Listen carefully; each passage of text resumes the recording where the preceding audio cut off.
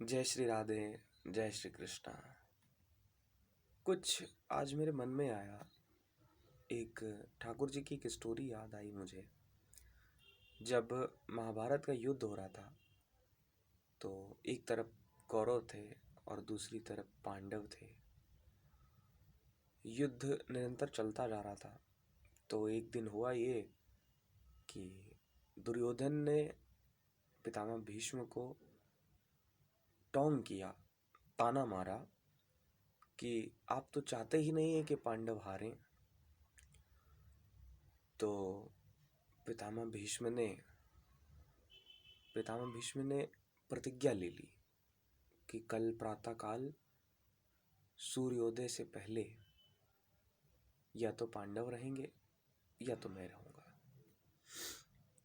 जैसा कि सभी जानते थे कि पितामह भीष्म की प्रतिज्ञा अटल है। सबको ये पता लग गया कि पितामह भीष्म ने प्रतिज्ञा ले ली है और इसका परिणाम पांडवों के लिए अच्छा नहीं हो सकता।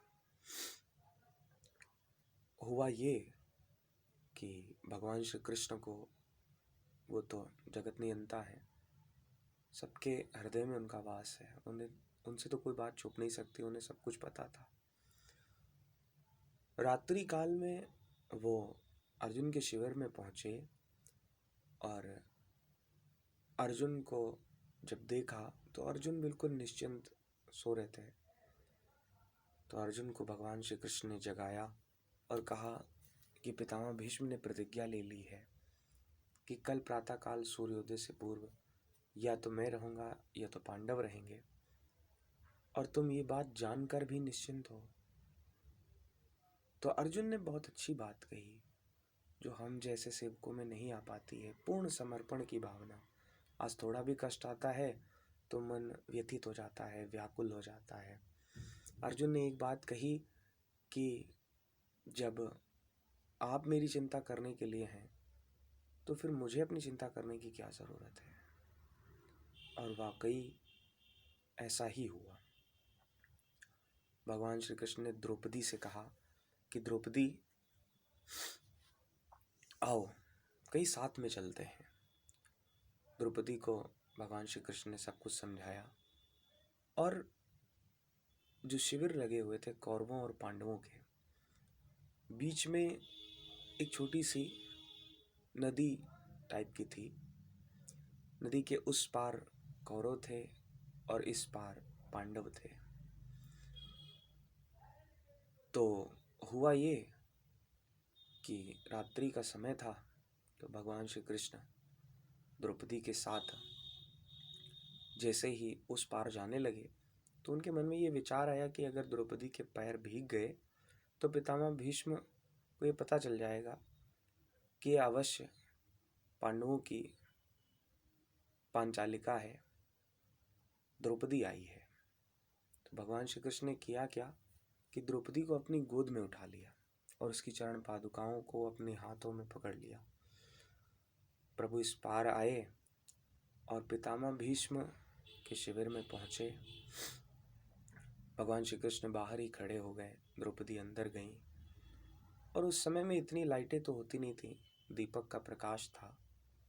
और पितामह भीष्म दिन भर के युद्ध के क्षेत्र से थके हुए थे और विश्राम करने जा रहे थे। तभी लंबा सा घूंघट काढ़कर द्रौपदी पितामह भीष्म के चरणों में गिर पड़ी और पितामह भीष्म ने ये वरदान दिया, ये आशीर्वाद दिया, सौभाग्यवती भव। और जैसे ही ये कहा, द्रौपदी ने तुरंत अपना घूंघट हटा दिया। जैसे ही पितामह भीष्म ने ये देखा तो पितामह भीष्म ने कहा कि ये बुद्धि तो पांडवों में थी नहीं, जरूर इसके पीछे नटवर की कोई ना कोई चाल थी। और वो समझ गए कि इसमें कन्हैया ने ही कोई लीला रची है। और इस कथा का सीधा संबंध, सीधा मतलब यही है, मैं हूँ या आप हैं। जीवन के उतार चढ़ाव में कई बार दुख आते हैं, कई ऐसी चीज़ें होती हैं जो हमारी समझ से बाहर होती हैं। लाइफ में ऐसे पड़ाव आते हैं, ज़िंदगी में ऐसे पड़ाव आते हैं जब लगता है कि हमारे साथ कुछ गलत हो रहा है, लेकिन गलत कैसे हो सकता है? क्योंकि किसी प्रेमी ने क्या खूब कहा है कि हमें चिंता नहीं अपनी, उन्हें चिंता हमारी है।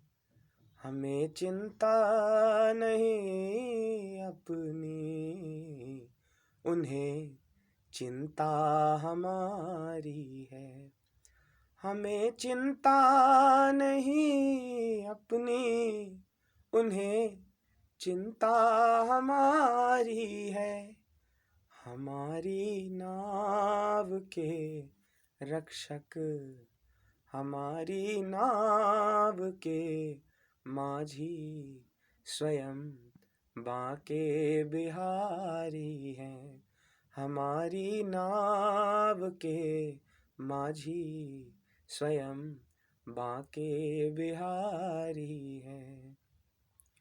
और ये छोटी सी कथा मैं आपके बीच में लेके आया क्योंकि जैसे आपके साथ होता है वैसे मेरे साथ भी होता है। ज़िंदगी के उतार चढ़ाव में मेरा भी मन डोल जाता है, और आज मेरे मन ने कहा कि इस कथा को आप सबके साथ शेयर करूं। अगर कुछ पसंद आए तो लाइक कीजिएगा, शेयर कीजिएगा, सब्सक्राइब कीजिएगा, और अगर नहीं तो एक छोटा सा सहयोग जानकर मेरा प्रणाम स्वीकार कीजिएगा।